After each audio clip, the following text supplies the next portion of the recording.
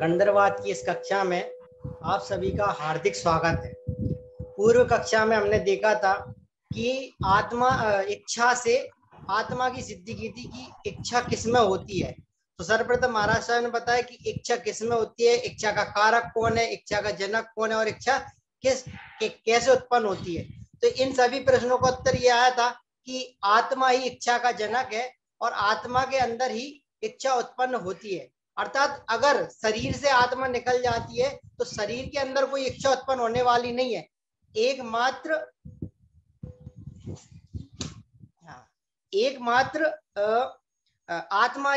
आत्मा के अंदर ही इच्छा उत्पन्न होती है। फिर प्रश्न उठा था कि जो मन है वह आत्मा बनाती है या मन को आत्मा बनाती है, मन आत्मा को बनाता है। तो उसका उत्तर में महाराज साहब ने बताया था कि आत्मा ही मन को बनाती है। किस प्रकार से बनाती है कि आत्मा के अंदर मना पर्याप्ति है जिसके कारण से वह मनोवर्गणा के पुद्गल परमाणु को अपने अंदर खींचेगी और मन बनाएगी। फिर अगला प्रश्न आया था कि जो सिद्ध होते हैं उनके अंदर इच्छा उत्पन्न होती है या नहीं होती। तो सिद्ध के अंदर कोई इच्छा उत्पन्न नहीं होती। क्यों? क्योंकि वे कर्मों से भी रहित है और ना ही उनके पास मन है। मन क्यों नहीं है? क्योंकि वे मनोवर्गणा के आधार से पुद्गल परमाणु को ग्रहण ही नहीं करते, तो उनके पास मन नहीं है। फिर प्रश्न आया कि जो एक इंद्रिय से लेकर असंगी पंच इंद्रिय जीव होते हैं, क्या वे उनके अंदर इच्छा उत्पन्न होती है? तो महाराज साहब ने बताया हाँ, उनके अंदर भी इच्छा उत्पन्न होती है। क्यों? मन कारक नहीं है इच्छा उत्पन्न कराने के लिए। मन के माध्यम से तो इच्छा की अभिव्यक्ति की जाती है। मात्र अगर इच्छा उत्पन्न होने है तो उसके लिए आत्मा जरूरी है, मन जरूरी नहीं है, ये बताया था। और ये लास्ट में हमने ये चीज देख ली थी कि हमारे अंदर अगर कोई व्यक्ति है तो उसके अंदर वो दूसरे के मन को जान सकता है क्या? दूसरे के मन के विचारों को जान सकता है। तो महाराज साहब ने बताया कि मनुष्य के अंदर और त्रियंश के अंदर मति ज्ञान और श्रुत ज्ञान होता है और देव और नारकी के अंदर मति ज्ञान, श्रुत ज्ञान और अवधि ज्ञान होता है, मन पर्याय ज्ञान नहीं होता। जो उच्च लेवल के साधु होते हैं उनके अंदर ही मन पर्याय ज्ञान होता है। तो ये बात आई थी कि हम किसी के मन के अंदर को नहीं जान सकते। इस प्रकार से पूर्व कक्षा में हमने स्वाध्याय का लाभ लिया था। अब आगे की कक्षा के लिए मैं महाराज साहब से निवेदन करता हूँ।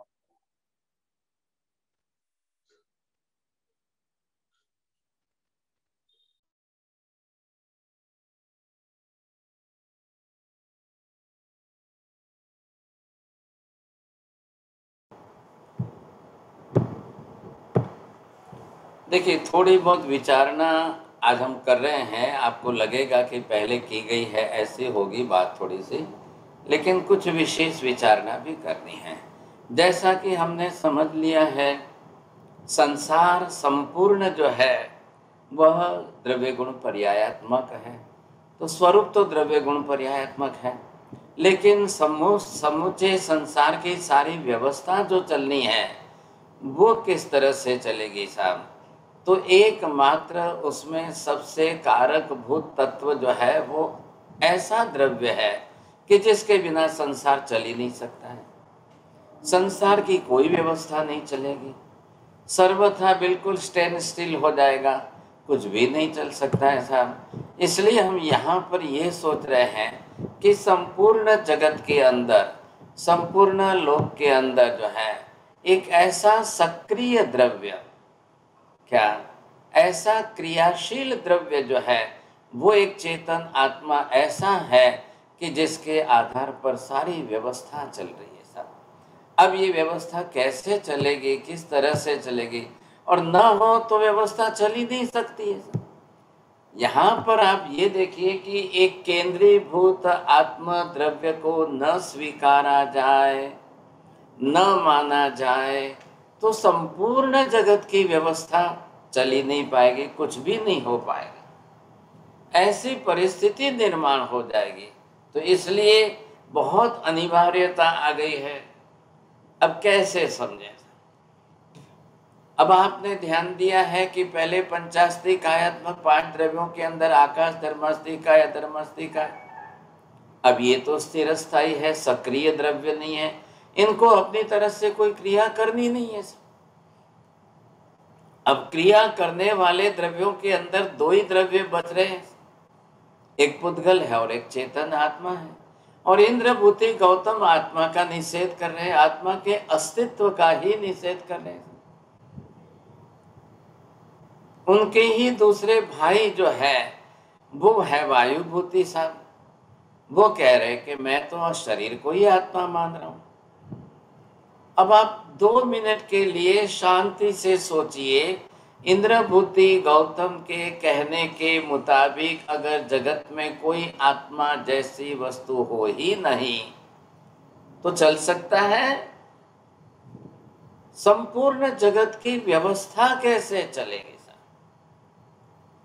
पूरा लोक जो चल रहा है, समूचा लोक जो चल रहा है, वो एकमात्र एक ऐसे चेतन आत्म द्रव्य के आधार पर चल रहा है, नहीं तो चल ही नहीं सकता है।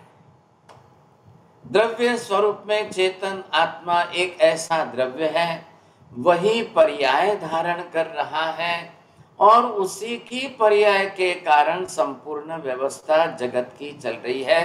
तो ही आप उसको संसार कह सकते हो, नहीं तो संसार कहना ही मुश्किल हो जाएगा। संसार शब्द ही प्रयोग करना बहुत मुश्किल हो जाएगा, ऐसी परिस्थिति हो जाएगी, सोचिए आप।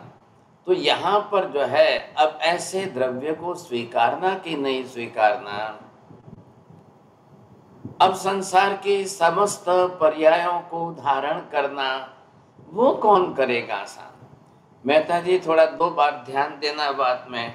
प्रश्न क्या है, एक द्रव्य जो है इनके अंदर, अब ये कौन सक्रिय द्रव्य की बात है। अब एक द्रव्य है पुद्गल, उसके है परमाणु, और एक द्रव्य है आत्मा।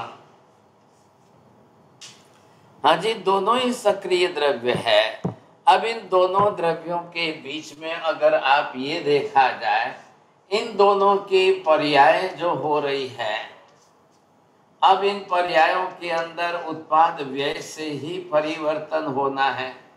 तो ये प्रश्न पहले मैं उपस्थित कर रहा हूं, बताइए आप, आत्मा की पर्याय ज्यादा हुई कि पुद्गल परमाणु की पर्याय ज्यादा हुई? पुद्गल परमाणु की पर्याय ज्यादा होगी। इनका कहना ये है। चौरड़िया जी, आपको क्या कहना है?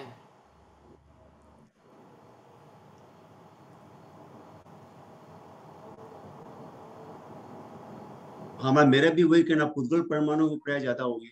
चलो, कैसे इसको राहुल जी कैसे सिद्ध कर पाएंगे आप?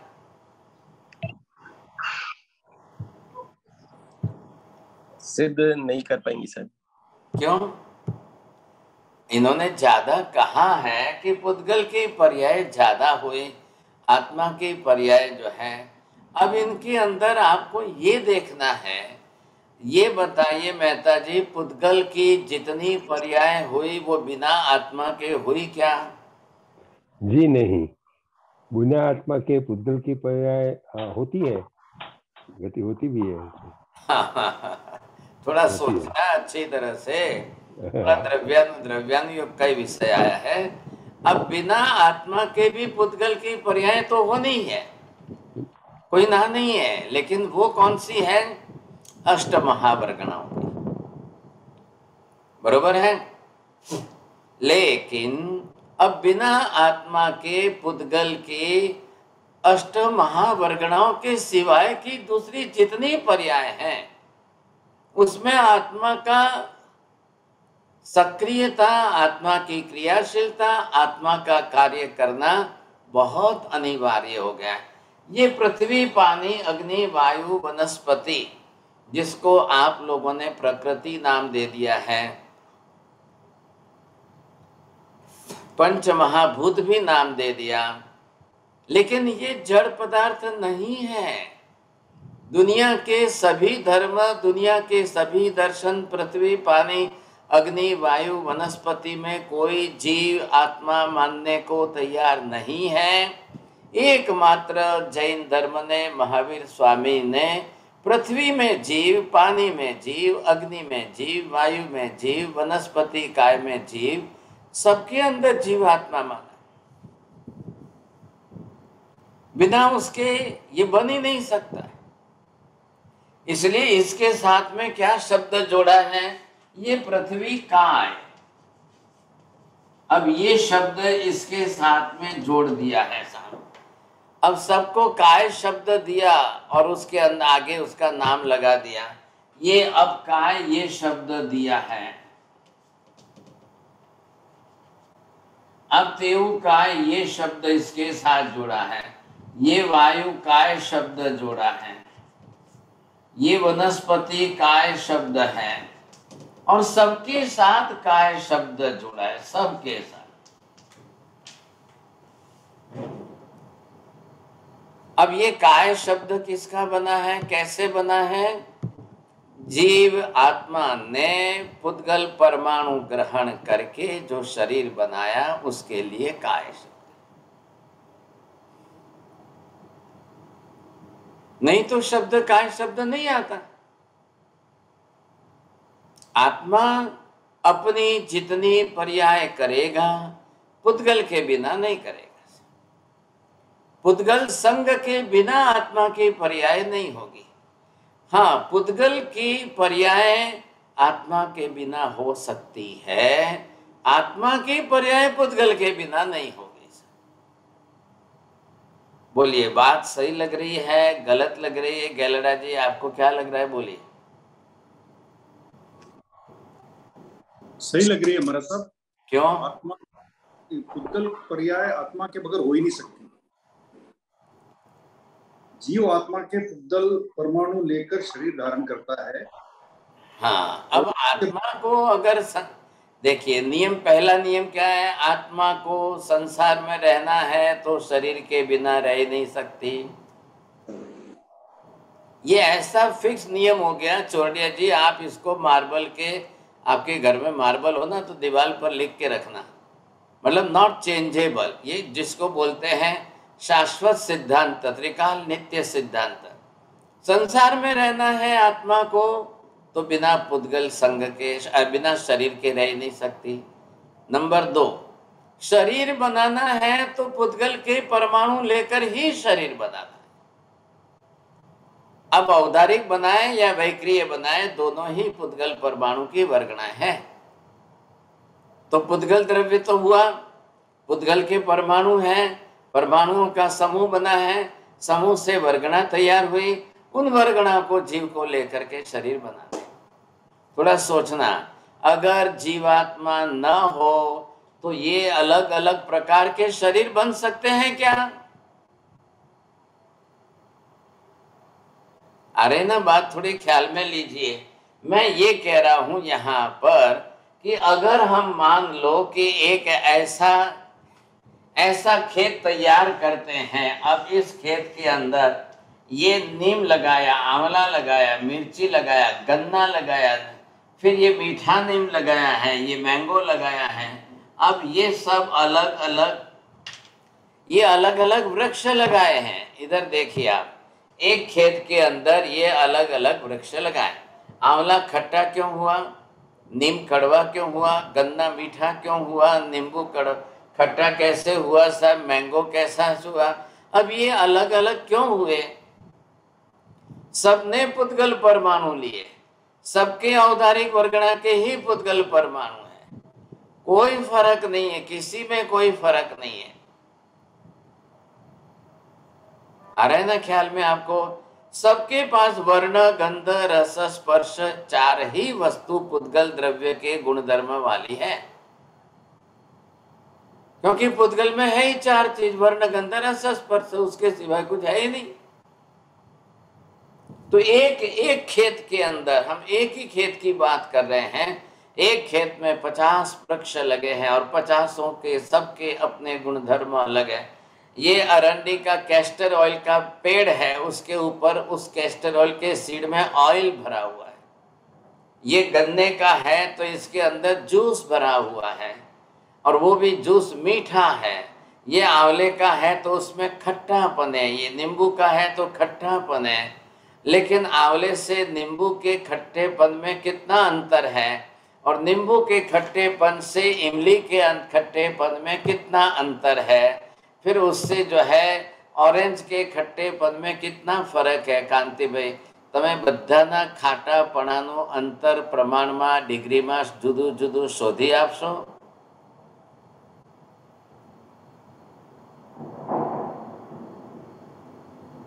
खट्टी आइटम है, खट्टी वस्तुएं कितनी है? इमली भी खट्टी है, कोकम भी खट्टी है, नींबू भी खट्टा है, आंवला भी खट्टा है, ऑरेंज भी खट्टा है। अब इन 50 आइटम को ले लो और सबके अंदर जो है डिग्री चेंज करके आप खट्टेपन की मात्रा कम ज्यादा बताइए। सबकी अलग है। हाँ, सबकी अलग है। क्यों अलग है? अब वर्ण गंध रस स्पर्श तो वही है। पुद्गल में जो वर्ण गंध रस स्पर्श है वो रस कौन सा है और कैसे इसके अंदर इतना रस इकट्ठा हुआ? सबसे ज्यादा तेज खट्टापन जो है आंवले में कैसे आया? और नींबू का खट्टापन शायद नुकसान करे, इमली का खट्टापन जॉइंट्स पेन खड़ा कर दे और आंवले का खट्टापन आपकी तकलीफ को मिटा दे। आंवले खट्टे होते हुए भी फायदा कर रहे हैं, नींबू खट्टा होते हुए भी नुकसान कर रहा है। आंवले को आप दूध के साथ भी ले सकते हो, नींबू को दूध के साथ नहीं लिया जा सकता है। अब इतनी सारी रिसर्च करने वाले ये कौन थे? इतनी सब प्रकार की रिसर्च किसने की? कौन से इक्विपमेंट्स थे, कौन से माइक्रोस्कोप थे, क्या थे उनके पास? तो ये जो सब है सभी कौन से हैं? प्रत्येक वनस्पति काय के। अब इन प्रत्येक वनस्पति काय के अंदर आप देख लो, सबके वर्ण गंध रस स्पर्श अलग है और एक ही प्रकार है। औदारिक वर्गना के ही पुद्गल परमाणु सबके हैं। सबको एक ही किसान ने लगाए हैं, एक ही खेत में सबको एक ही पानी दे रहा है, एक ही प्रकार से सबको खाद दे रहा है, हवा पानी प्रकाश सबको एक तरीका एक जैसा मिल रहा है, कोई रत्ती भर फर्क नहीं है, कुछ भी फर्क नहीं है। लेकिन सबकी आत्मा अलग है, सबकी आत्मा के कर्म अलग अलग हैं। कर्म प्रकृति भिन्न भिन्न होने के कारण वो सभी अलग अलग प्रकार से अपने वर्ण गंध रस स्पर्श तैयार कर सके। उन्हीं पुद्गल परमाणुओं को लेकर, वर्गना को लेकर ये किसने किया काम? ये बिना जीवात्मा के ये काम नहीं हुआ है। क्या सिद्ध करना है हमको? हम क्या सिद्ध कर रहे हैं? चेतन आत्मा जाकर के इन सबके अंदर अलग अलग रूप से है, बस ये बात हमको सिद्ध करनी है। इनके बिना ये संभावना नहीं है। तो इस प्रकार से यहाँ पर आप देखेंगे ये कितने डिवीजन जो हुए हैं, इन डिवीजनों के अंदर 1 2 3 4 5 6 7 8 9 10 11 12 13, बस ओनली द 13 डिवीजन जो तैयार हुए हैं, इतने ही प्रकार के अलग अलग शरीर आत्मा जाकर बना सकती है। अरे ये बात बोलो छाया बेन, शू कीधु मैं हमना? 13 शरीर, टोटल 13 शरीर आत्मा करी सके छे। 13 विभागों में जा करके इतने अलग अलग शरीर बना सकती है। अब उन सब के अंदर उत्पन्न होने का, जाकर के शरीर बनाने का काम किसका है? वो आत्मा का है। अगर आत्मा ना हो तो कोई ना जाए। 13 मैंने डिवीजन बोला है। अब एक एक के प्रकार कितने होंगे, एक एक के प्रकार में कितने कितने प्रकार के अलग अलग शरीर बनाएंगे?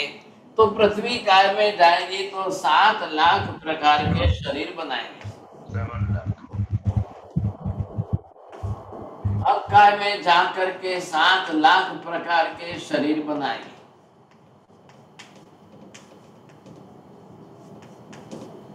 इसमें आकर के 10 प्रत्येक वनस्पति काय में जो है 10 लाख प्रकार के, साधारण वनस्पति काय में 14 लाख प्रकार के, और बेंद्रिय की कक्षा में आके सिर्फ 2 लाख प्रकार के।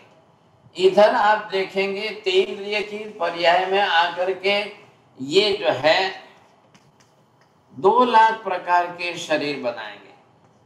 फिर चौरेंद्रिय में आकर के 2 लाख प्रकार के शरीर बनाएंगे। फिर चौरेंद्रिय के बाद आएंगे पंचेंद्रिय के अंदर, तिर्यंच पंचेंद्रिय।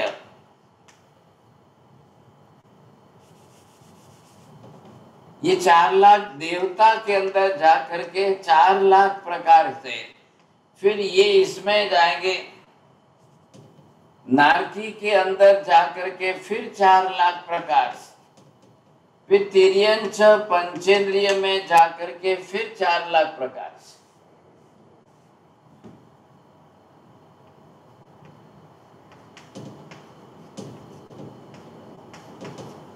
और मनुष्य के अंदर आकर के 14 लाख प्रकार से।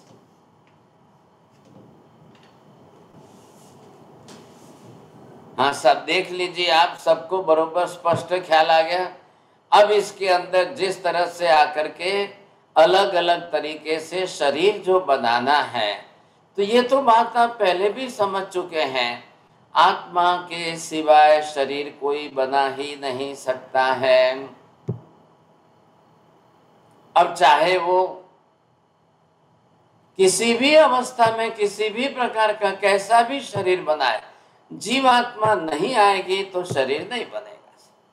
अब आप ये को टेस्ट ट्यूब बेबी में बनाना है, आपको कोलोन के अंदर बनाना है, उसकी डुप्लीकेट जेरोक्स बनाना है, जो भी करना है, उस जीव को उत्पन्न होने के लिए वैसा वर्ण गंध रस स्पर्श तैयार हो जाए, वो जीव आकर के अपना शरीर बना लेगा। अब आ गई बात ख्याल में? उमेश जी जरा ये टोटल करिए तो कितना हो रहा है। अब आपको जो है ये पूरा चक्र समझ लेना है। सबके अंदर आत्मा है। आत्मा के इतने 13 डिवीजन हुए। प्रत्येक आत्मा को अगर शरीर बनाना है तो इन 13 डिवीजनों में जाकर के शरीर बनाए। हाँ, एक बात ध्यान रखना कि आत्मा को शरीर बनाने के लिए सबके अपने अपने कर्म अलग अलग है। कर्म से बनाएगी, बिना कर्म के नहीं बनाएगी। ये बात इतनी सही है। लेकिन कर्म कौन कर्म बनाता है कि आत्मा बनाती है? पहले ये बात बोलिए मेहता जी, पहले ये बोलिए, कर्म बना रहा है कि आत्मा बना रही है? आत्मा बना रहा है। बोलो, તમને શું લાગે મહેન્દ્ર ભાઈ? આત્મા બનાવે છે। કેમ કર્મ કેમ નથી કહેતા? કારણ કે આત્મા કર્મને વર્ગના પૂતગલો લઈને પછી વસ્તુ બનાવે છે, બાકી આત્મા જ પોતે બનાવે છે। इसका उत्तर सही नहीं मिल रहा है। कांति भाई बोलू छे, उत्तर आपना छो। आत्मा करती है ऐसा क्यों कहते हो, कर्म करता है ऐसा क्यों नहीं कहते हैं? हाँ बोलिए, कौन बोल रहे हैं? ललिता जी बोलना चाहते हैं, बोलिए।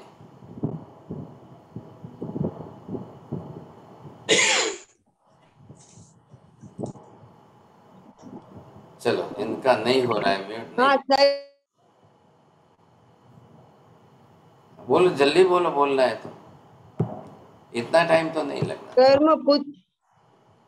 कर्म पुद्गल और जड़ है। हाँ जी बोलिए साहब। हंसा बहन शू बोलू छे?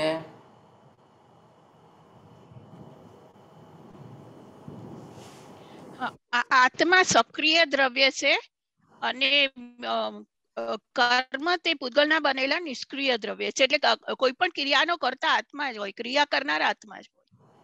તમે જલ્દી જલ્દી બોલો છો પણ ફટાફટ 4 बार सेंटेंस रिपीट करो तो ख्याल ना आवे તમને। अब ये बात आपको समझ लेनी है, कर्म करता नहीं है, आत्मा ही करता है। कर्म कारणीभूत निमित्त है, आत्मा कर्म के अनुसार बनाएगी। कर्म नहीं बना रहे हैं, कर्म के अंदर कर्तृत्व भाव नहीं है, आत्मा में ही कर्तृत्व भाव है। बनाना आत्मा को ही है, लेकिन जैसा कर्म के अंदर लिखा है उसके मुताबिक उसको बनाना है, ये उसको करना है साहब। तो यहाँ पर पहली बात मैं ये कह रहा हूँ, आत्मा सिद्ध होगी तो कर्म सिद्ध होगा, कि कर्म सिद्ध होगा तो आत्मा सिद्ध होगी साहब? बोलो भावना बहन शाह, बोलेंगे आप? हाँ,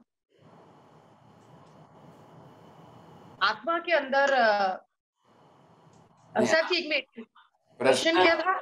हाँ, अभी आप प्रश्न पूछे। कुंजल बहन बोलो, जरा ध्यान रखिए, प्रश्न भी ध्यान में लीजिए और टाइम भी बचाएंगे, जल्दी बोलेंगे। चलो नहीं, हाँ बोलिए चोरडिया जी। हाँ साहब जी, ये म्यूट होने में टाइम लगता है। आत्मा सिद्ध हसे तो कर्म सिद्ध थसे के कर्म सिद्ध हसे तो आत्मा सिद्ध थसे? हाँ बोलिए। वो प्रश्न है, तो आत्मा सिद्ध होगी तो कर्म सिद्ध होंगे। તમને શું લાગે બીનાબેન શાહ?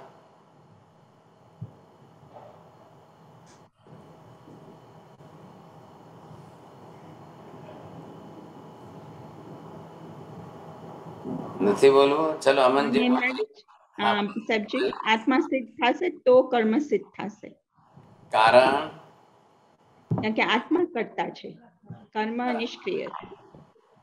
कारण कोई अच्छी तरह से बोल सकते हैं? चोरडिया जी बोलिए। हमारा अनम्यूट नहीं, हमारा आप बोलिए ना, बोलते जाओ। बनाती है कर्म, आत्मा बनाती है, आत्मा में आके आते हैं तब उसको कर्म बोला जाता है, आत्मा प्रदेश में रखते हैं तो कर्म होता है तब आत्मा है। प्रश्न क्या है? आत्मा सिद्ध होगी तो कर्म सिद्ध होगा कि कर्म सिद्ध होगा तो आत्मा सिद्ध होगी? आप ये सोच लो, मोक्ष के अंदर बिना कर्म के आत्मा है ना? हाँ, बस इतना ही तो बोल रहे हैं वहां पर। बिना कर्म के मोक्ष में आत्मा अवश्य है। बिल्कुल। तो वहां पर जो है आत्मा अपने आप, लेकिन संसार के अंदर आत्मा है तो ही कर्म बांधेगी। आत्मा नहीं है तो कार्बन वर्गना के पुद्गल परमाणु को लेगा कौन, ग्रहण करेगा कौन, बांधेगा कौन? कुछ नहीं होगा। फिर अनिवार्यता किसकी है? आत्मा की है। आत्मा है तो कर्म है, कर्म है तो आत्मा है, ऐसा नहीं है। कर्म के बिना मोक्ष में आत्मा है। बौद्ध दर्शन की समस्या ये आई कि उन्होंने साफ मनाही कर दिया कि आत्मा शरीर छोड़कर गई, मतलब वो नष्ट ही हो गई साहब, आत्मा का अस्तित्व ही नहीं बचा, उसको मोक्ष कह दिया उन्होंने। ये उनकी गलती है। जैन दर्शन की विशेषता आपको क्या लग रही है? एक तरफ केवल ज्ञानी का ही सबसे बड़ा फायदा है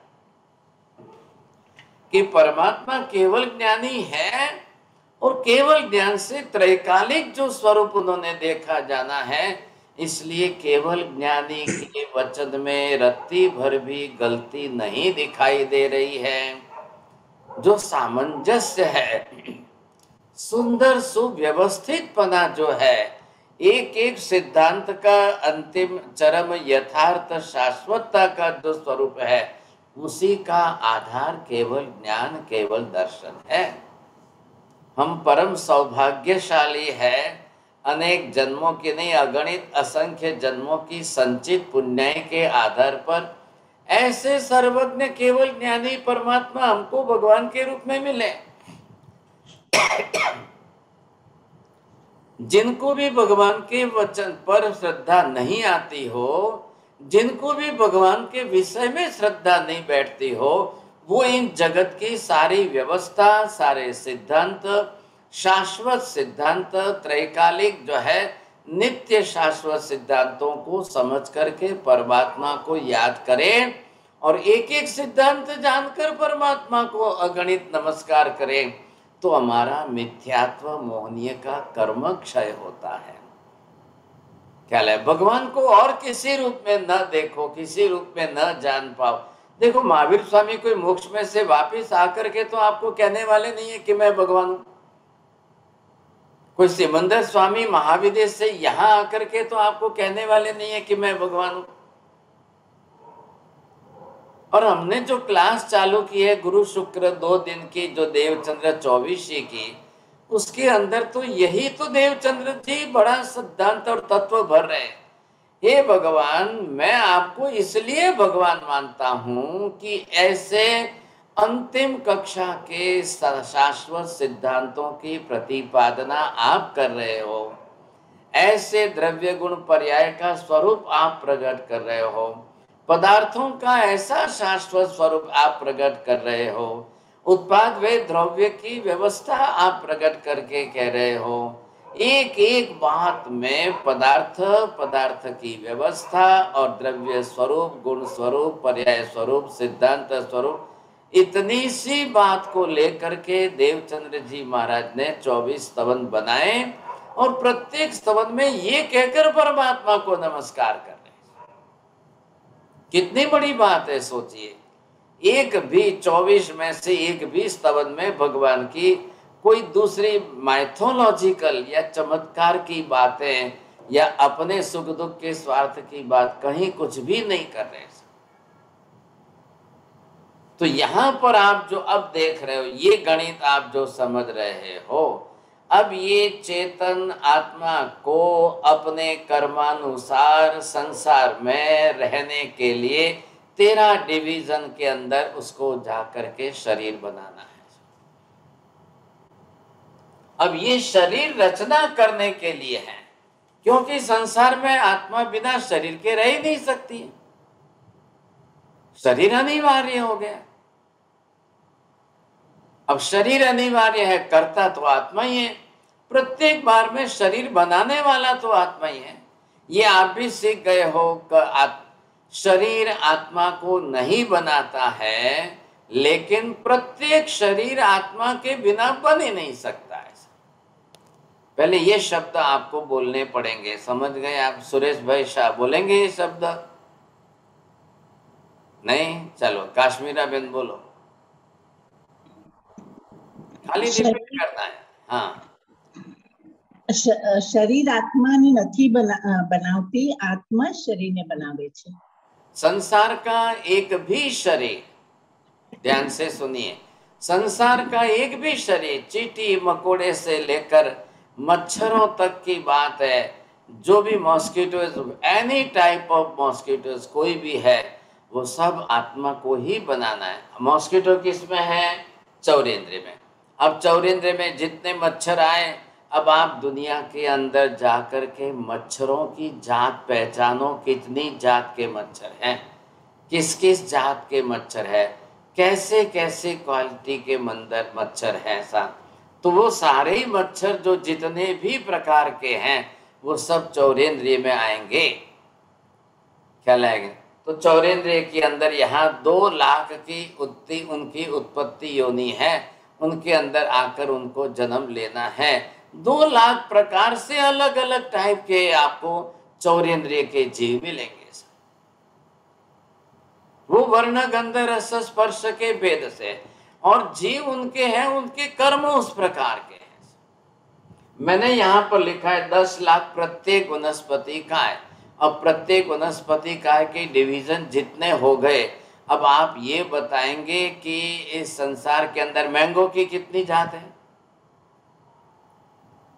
कांति भी तुम्हारे ત્યાં मैंगो जो आवे छे, इंडिया में जो होता है, आपके वहां पर आते हैं।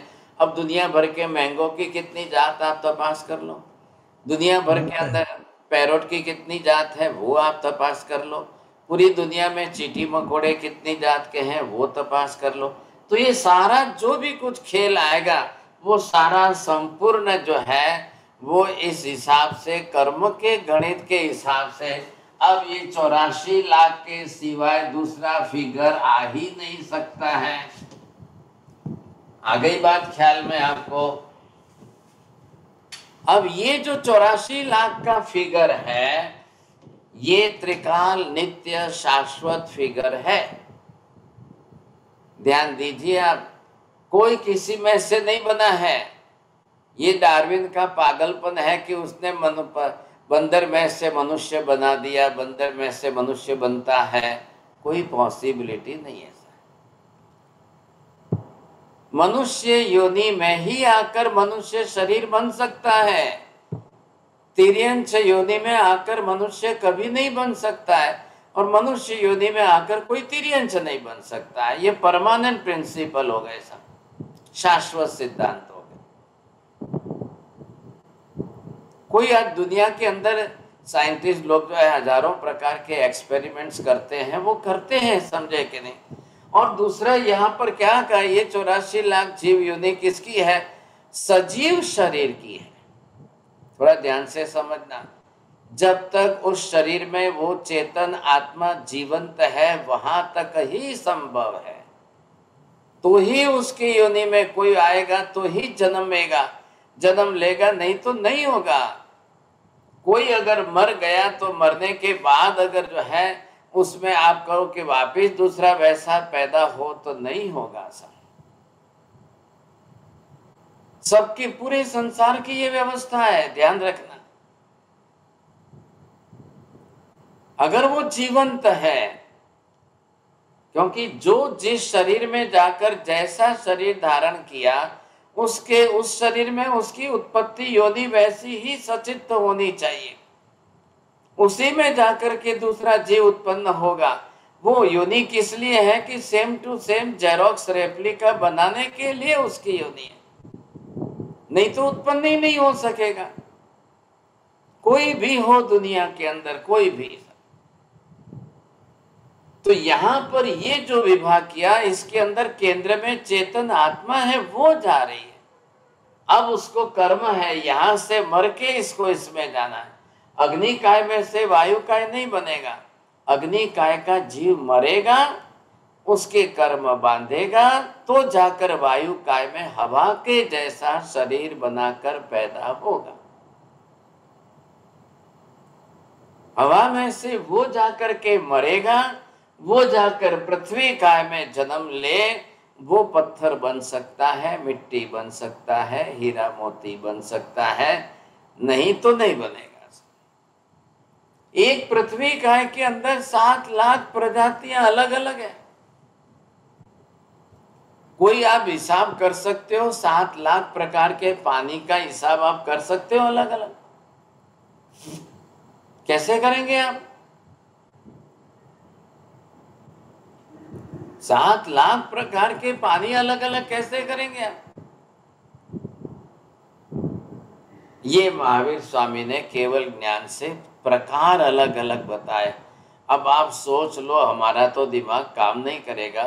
थोड़े थोड़े थोड़े हल्के हल्के वर्ण गंध रस स्पर्श के परिवर्तन से अब काय में पानी के प्रकार में इतना अंतर आएगा।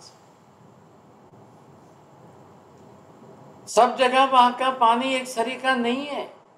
कुएं का पानी नदी के जैसा नहीं है, नदी का पानी तालाब के जैसा नहीं है, तालाब का पानी बादल के पानी जैसा नहीं है, बादल का पानी जो है समुद्र के पानी जैसा नहीं है।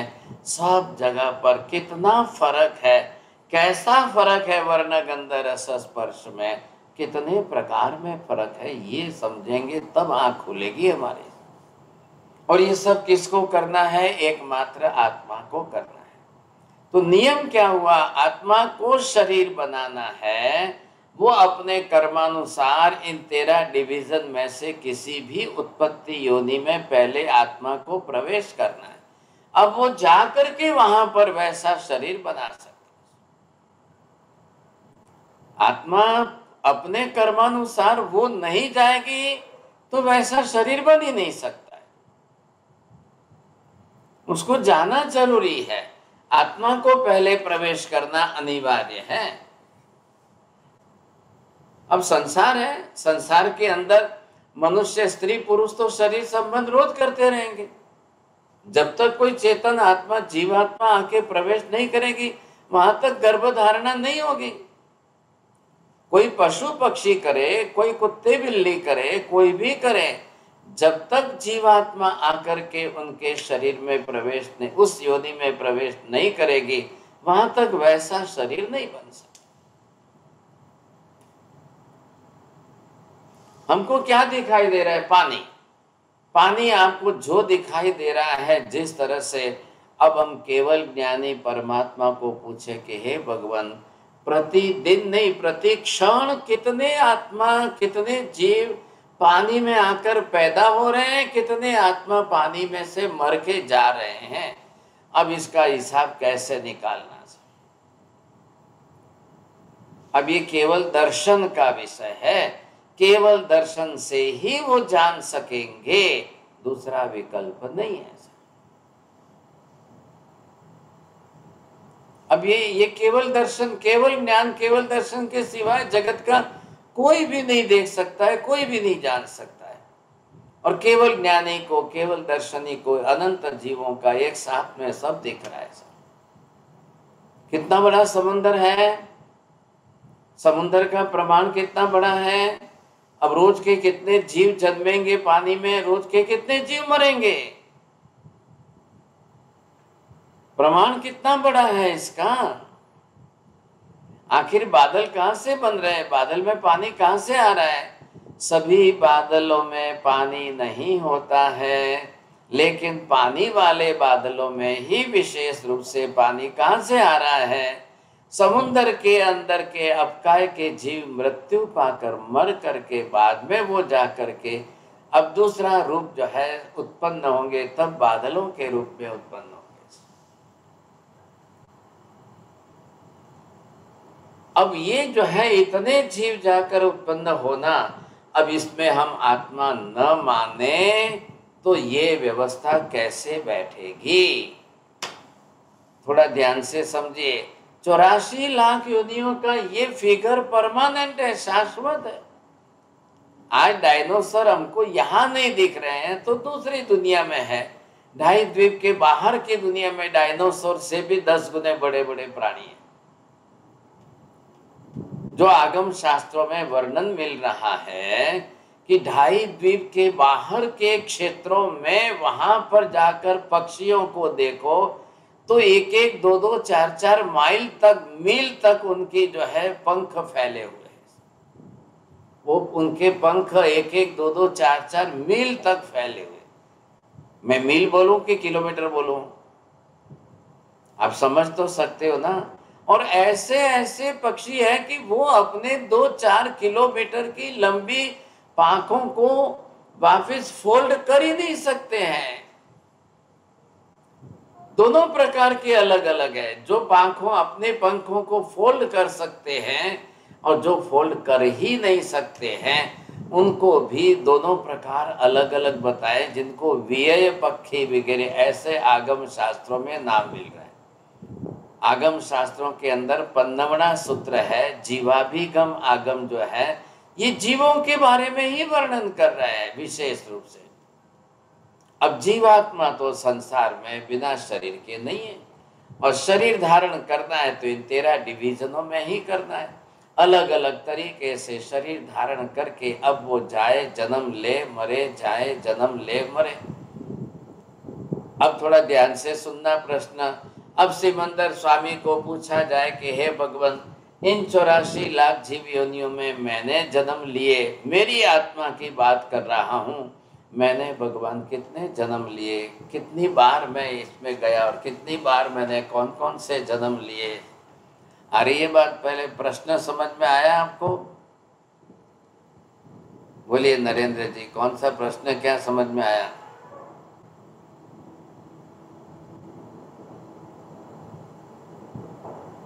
चलिए, नहीं ठीक है साहब। ललिता जी जैन, आपको प्रश्न समझ में आया? म्यूट नहीं हुआ था। हाँ, म्यूट नहीं हुआ था, अभी हुआ। हाँ बोलिए, जल्दी बोलिए जी। अपने आत्मा ने इस 84 लाख जीव योनियों में कितनी बार जन्म लिए और कितनी बार मरण किए हैं? बहुत अच्छा, प्रश्न समझ में आया, वही बड़ी बात है। बोलिए अमन जी, इसका उत्तर क्या होगा? अनंत अनंत अनंत बार। छाया वाक्य आंखों सरखो वाक्य उत्तर शू बोलशो?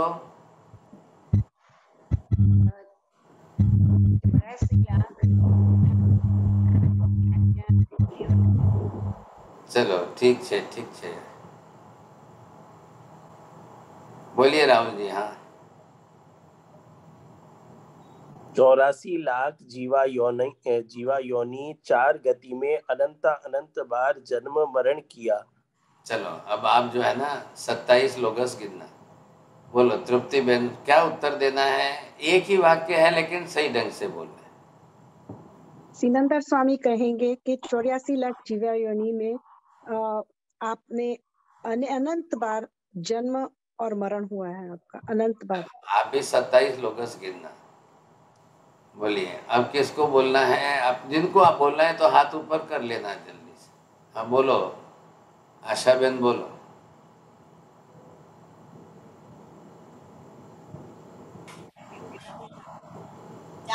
ચાર ગતિ અને 84 લાખ જીવ યોનિમાં આ જીવે અનંત વાર જન્મ મરણ કર્યા. बाजी में एक ने 27 लोकस कीधु, તમારે સમજી લેવું જોઈતું હતું। उमेश जी, आपको 27 लोकस वाला बोलना है, कौन सा बोलना है? जल्दी बोलो।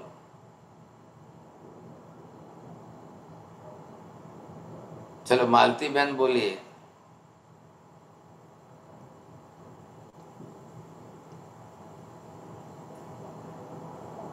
हाँ बोलो, जल्दी बोलो मालती बहन, टाइम थी। अनंत अनंत बार जन्म मरण किया है। चलो आपको सिर्फ एक ही सेंटेंस बोलना है, एक एक योनि में अनंत अनंत जन्म। एक ही है। हाँ, एक एक प्रत्येक, ये 13 के अंदर जो डिवीजन बताए, एक एक में जीव ने अनंत अनंत जन्म लिए। नहीं तो ये चक्कर ही नहीं पूरा है। आप क्यों 4 गति दूसरी बात में इधर उधर जाते हो? ये आपके पास 13 डिवीजन, आपके विभाग आ गए।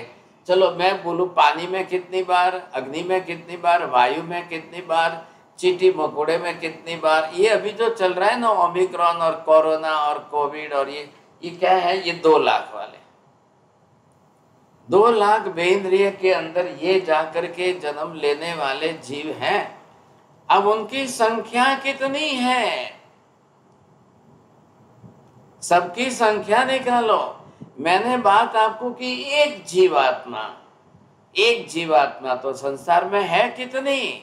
अनंत अनंत जीवात्माएं संसार में है, और अनंत अनंत जीवात्मा इस संसार के चक्कर में जाकर के सब जन्म ले रहे हैं, और प्रत्येक को एक एक योनि में जाकर अनंत बार जन्म लेना है, तब जाकर के संसार का चक्कर चल रहा है। अब आप हिसाब लगाइए साहब, एक जीव का चक्र संसार में एक एक योनि में अनंत बार का चले, तो अनंत अनंत जीवों का सबका ये चक्कर चल रहा है, और सबको इस चक्कर में चलते चलते काल कितना बीता, काल कितना बीतेगा? क्योंकि जहां जाओगे आयुष्य तो लेंगे आप, शरीर बनाएंगे तो आयुष्य बनाना ही पड़ेगा, उसके सिवाय विकल्प ही नहीं है साहब। तो शरीर के भाई आया तो शरीर में आयुष्य मतलब है क्या? बनाए हुए शरीर में आत्मा को कितने वर्षों तक रहना है, उसका नाम आयुष्य है। आप ध्यान दीजिए, मैं आपको समझाने के लिए मेरे से पॉसिबल होता है उतना सरल करके बैठाता हूँ, दिमाग में बैठनी चाहिए बात, लेकिन मैं इतना सरल करके फिर आपको पूछूं, घुटाऊं, बुलाऊं, तब तक तो घड़ी आगे पहुंच जाती है, बहुत जल्दी फास्ट चलती है। अब ये सारा करना किसको है? आत्मा को करना है। और इधर देखिए आप, एक कोई लिंक से चलेगा, लाइन सीक्वेंस में चलेगा, ऐसा मत समझना। इधर से रिवर्स जाए, इधर से इधर आए, इधर से इधर जाए, इधर से इधर आए। ये देखिए, मैं आपको एक एग्जाम्पल के रूप में ये बता दूं। अब वो है कर्म का विषय। ये बन गया 4 लाख देवता। अब कोई देवता में से सीधे जाकर के पृथ्वी काय में चला जाए, ये है पंचेंद्रिय 4 लाख देवता वाले।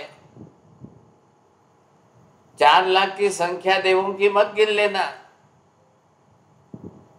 देवों को उत्पन्न होने के लिए 4 लाख जात की उत्पत्ति योनियां हैं।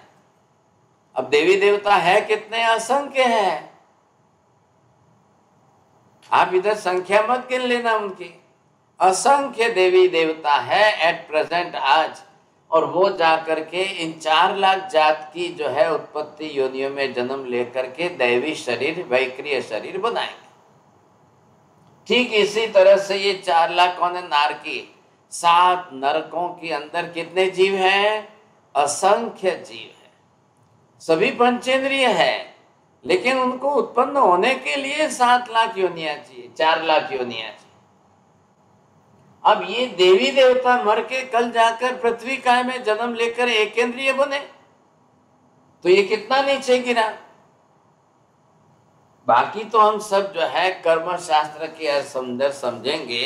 आज आपको पहले समझना क्या है कि ये जो है क्या चल रहा है, केवल चेतन आत्मा को बिना आत्मा के 84 लाख में से एक भी योनि बनी नहीं सकती है, और बिना उत्पत्ति योनि के कोई भी जीव जाकर शरीर बना ही नहीं सकता है।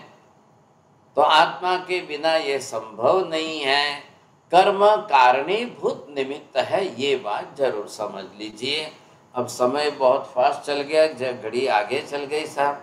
अभी हमको दूसरी क्लास में वापस चलना है, तो अभी आज तो प्रश्नोत्तरी की संभावना नहीं रहती है। मैं मंगल पाठ करता हूँ, आप 2 मिनट में दूसरी क्लास जरूर शुरू कर लेना। और परसों 14 है साहब, कल बुधवार पर परसों गुरुवार है, गुरुवार को 14 है, और अपने क्विज वगैरह का कार्यक्रम रखा है, सबको भेजा है, बरोबर ध्यान रख करके आप भाग लेना। नमो हरियंताणम, नमो सिद्धाणम, नमो आयर्याणम, नमो वच्छायाणम, नमो लोए सव्वसाहुणम, एसो पंच नमोकारो सव्वभावपणासनो, मंगलाणं च सव्येसिं परमं हवै मंगलम्। मंगलम भगवान वीरो, मंगलम गौतम प्रभु, मंगलम स्थूलिभद्राद्या, जैन धर्मोस्तु मंगलम। चत्तारि मंगलम अरिहंता मंगलम, सिद्धा मंगलम साहु मंगलम, केवली पन्नतो धम्मो मंगलम। चत्तारि लोकोत्तम, अरिहंता लोकोत्तम, सिद्धा लोकोत्तम, साहु लोकोत्तम, केवली पन्नतो धम्मो लोकोत्तम।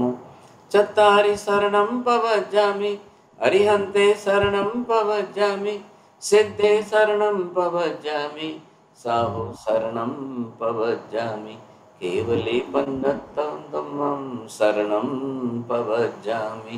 सर्वमङ्गलमाङ्गल्यं सर्वकल्याणकारणं, प्रधानं सर्वधर्माणां, जैनं जयति शासनम्। धर्म लाभ बहुत बहुत आशीर्वाद।